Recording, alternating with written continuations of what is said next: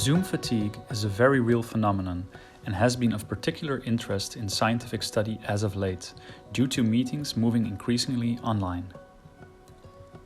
Research from Stanford suggests that our cognitive load increases in these meetings because of an overload of social cues and signs that are essentially meaningless, and because of the added difficulty of interpreting them through a screen. Beilenson proposes that in regular meetings, people often take breaks from facing each other eye to eye. But in online meetings, we think perhaps due to unspoken social expectations, people face the screen a lot, and the increased amount of eye-to-eye contact causes too much arousal. While Ramachandran suggests a few things that people can currently do to mitigate these effects, such as switching to audio only, we propose evaluating the design of the video interface itself to leverage the possibilities of the digital medium and make the social cues more meaningful. Yeah, so augmented reality has been around for quite a while, and to augment is to enhance something.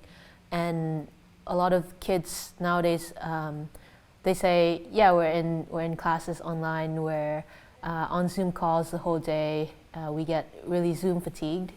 And not just kids, but also adults.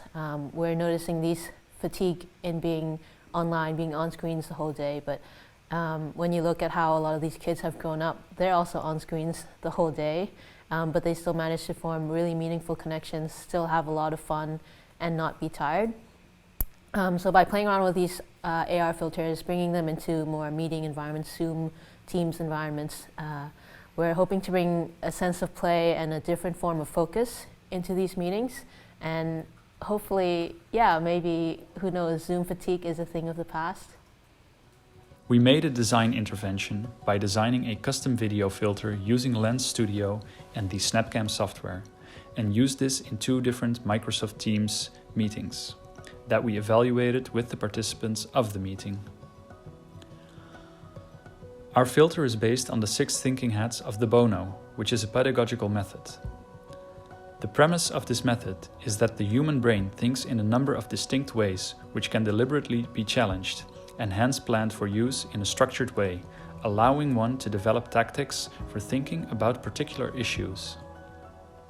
The way that you put on different hats is by moving with your head to different sides of the screen. So that's why we have the cheat sheet, so that you know which side to the screen to move to. So there's 6 different places that you can move in order to put on a hat. So you can try it out and see if it works.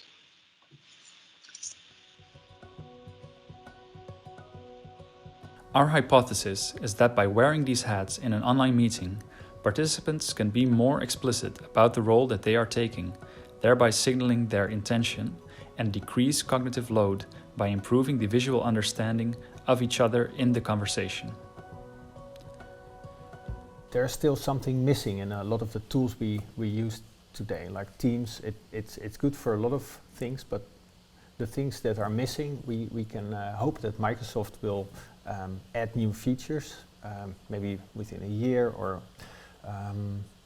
maybe sooner. But then the question is also, what kind of features will they present to us? And instead of waiting for whatever Microsoft thinks for us, we can also make them ourselves, because it's possible to integrate an extra layer, an interface layer, into the existing software. So that means that you use something that's already up and running, that saves you a lot of development time, and you can just create a playful interface and maybe create something that you use a few times and then throw it away. It's great for prototyping too. And there's already a lot of possibilities within this extra layer of interface software. So when you have a real need like we have here now, people don't like the existing software, and you have the possibilities. I mean, those 2 things are great ingredients to have a great creative process. Besides wearing signaling hats, we prototyped features that prompt participants to reflect on the amount of time that they have been speaking. When the participant moves out of the video frame, a bar chart pops up that visualizes the amount of time the participant has been wearing a particular hat. We interviewed our participants about their experience of this experiment to get an impression of the usefulness of this intervention. Oh, it was definitely fun. I think it was the funniest Microsoft Teams call I ever had, or at least in this sprint. And it really adds this extra layer of expressing your feelings and your ideas, because for like all these programs like Zoom and stuff, they have inbuilt features for like showing your agreement with something or everything else, but I don't think it's very engaging. I like it more in this variant. Basically, I think it's very similar to like funny masks and filters that I use for Instagram stories and stuff, and it's cool, yeah, because I think that a lot of times these meetings get very boring, and this is a nice way to bring something new to them. Yeah. I found it really good. It took a bit of time for me to see what was happening as an educator. So I tried to pay a lot of attention to were they actually using the tool. But then I noticed that they did start using it, because I saw that they were putting on the hats like that. And in the end, I also saw that they were actively using it in order to make clear what their position was, whether they were being emotional or factual or managerial.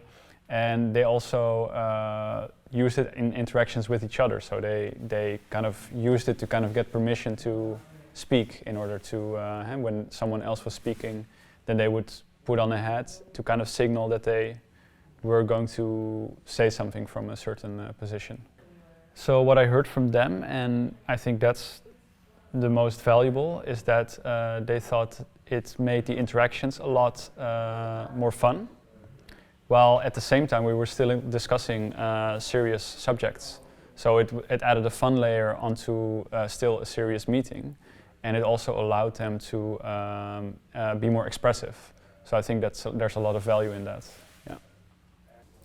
I really like the idea of using the head, so you can be in some clear position, and you're putting your opinion according to the head what you're wearing. It was a bit difficult to operate with it, because like when I wanted to put the head on the bottom of my screen, it was a bit hard to like get the head, and when I moved a bit, it changed the head again. So maybe it would be easier if I can click and choose the head like on the touchpad, for example. But in general, using the heads was, I think, good for the conversation. It was a bit like a better flow in the conversation, I think. I think not all the time we changed the heads when we wanted to talk about it, but then in the time we realized a bit more that we are wearing some head and we should talk about the topics on which type of head we are using, so we get used to it. We concepted another design feature in this prototype that we did not yet evaluate properly for further development.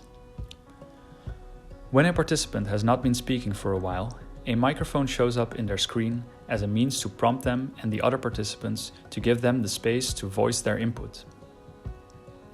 We think that, besides hats as a cue for making one's position explicit, there are other opportunities that can help to improve group dynamics, such as tracking and visualizing participation of group members, as well as playfully coded interactions that help participants bond and relax.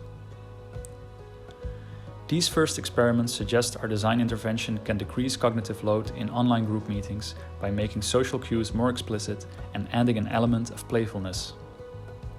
However, it should be considered that our design adds extra layers of interaction, information, and cues to a meeting within a specific framework, namely the 6 thinking hats, which is not necessarily appropriate for every kind of meeting. Also, our study is limited because of the diversity of our participants in terms of age, education, and profession, amongst others, and the small sample size. We therefore encourage you to try and repeat our experiment. You can download our hats filter from the SnapCam user page Digital Society School.